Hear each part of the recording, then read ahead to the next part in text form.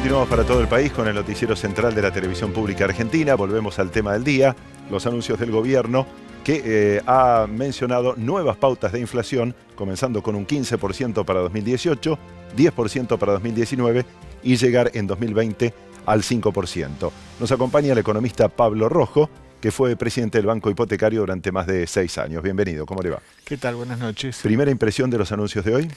Me parecen buenos anuncios, son realistas y yo creo que van a contribuir no solamente a sincerar las metas inflacionarias, sino también a que empiecen a descender paulatinamente las tasas de interés, que realmente habían subido a niveles muy elevados en las últimas semanas. Y por otra parte, yo creo que eso va a propiciar un ajuste del tipo de cambio que era muy necesario, porque la economía productiva ya empezaba a quedar muy afectada por este atraso que se había observado en los últimos meses entre la evolución de la paridad del dólar y las tasas de inflación. Datos importantes como para ampliar, por ejemplo, tasas. Hoy mismo ya intervino el Banco Central y bajó las LEBAC a menos del 27%, en algunos casos las mínimas al 24 y pico. ¿Usted cree que va a continuar esa baja? Yo creo que a partir de este cambio en las metas de inflación va a ser posible una reducción más significativa de las tasas. Yo creo que las tasas hacia el fin del primer trimestre debieran volver a los niveles que tenían antes del último aumento, es decir, en torno al 23 o 24%. Eso realmente es muy importante para aquel que hoy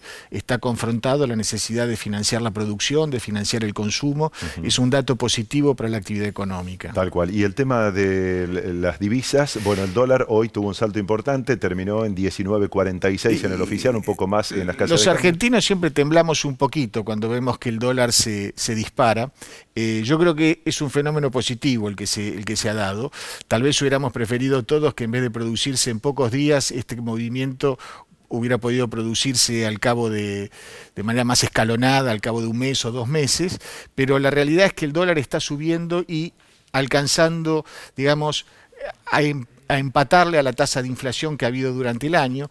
Eso de alguna manera favorece a todos aquellos sectores que están vinculados a la producción, a la exportación, aquellos también que compiten contra productos importados, que tenían una ventaja, porque el atraso del tipo de cambio obviamente abarata los productos importados con respecto a los productos nacionales. Así que eso también es una buena noticia, yo creo, en términos de empleo y en términos de actividad económica. ¿Pero genera peligro de que se traslade parte de eso a los precios? Esa es la gran pregunta.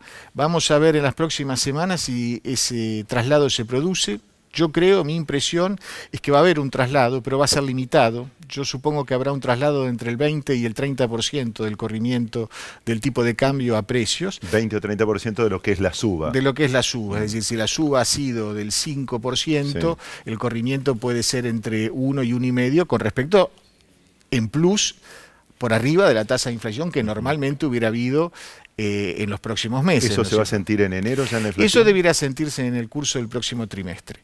No es un traslado automático, no es un traslado mecánico. También es cierto que si las tasas de interés bajan, eso también reduce los costos de las empresas, porque una empresa cuando paga una tasa de interés es un costo, al mismo título que tiene un costo salarial o que tiene un costo de materias primas, de manera tal de que la baja de la tasa de interés también descomprime, a mi juicio, las tensiones inflacionarias. Así que habrá que ver cómo juegan todas estas tendencias y todas estas medidas y qué resultado dan. Yo creo que no va a haber un pasaje fuerte a inflación de este ajuste cambiario. Y en cuanto al nivel del dólar, ¿le parece que lo que alcanzó hoy es lo lógico? ¿Todavía subiría un poco más en los próximos días? Puede ser que suba un poco más en los próximos días. También es cierto que a fines de diciembre siempre hay más demanda de dólares por el turismo, por el cierre de los balances.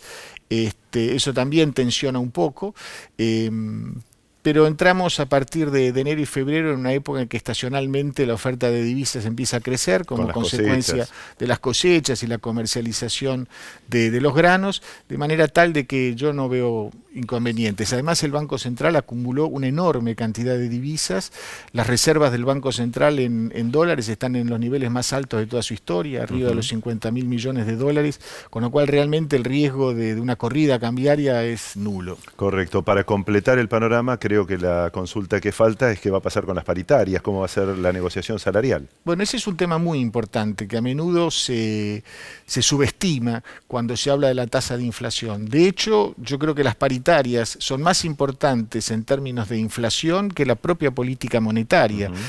Para la economía real, para aquel que produce, que vende, es más importante el efecto que tiene la negociación paritaria en muchas circunstancias que la política monetaria. ¿Y cómo le parece que van a hacer? ¿Se van a adecuar los gremios a ese 15%? Yo estoy escuchando mucho gremios que están planteando una pauta del orden del 15%. ¿Con cláusula gatillo? Con cláusula gatillo, por supuesto, porque si el gobierno se equivoca en su propia meta inflacionaria, no hay ninguna razón para que los trabajadores tengan que cubrir ese costo de un error que es del propio gobierno, que es el que está proponiendo esta meta inflacionaria, que en gran parte depende, por otra parte, del nivel de gasto público y de déficit fiscal.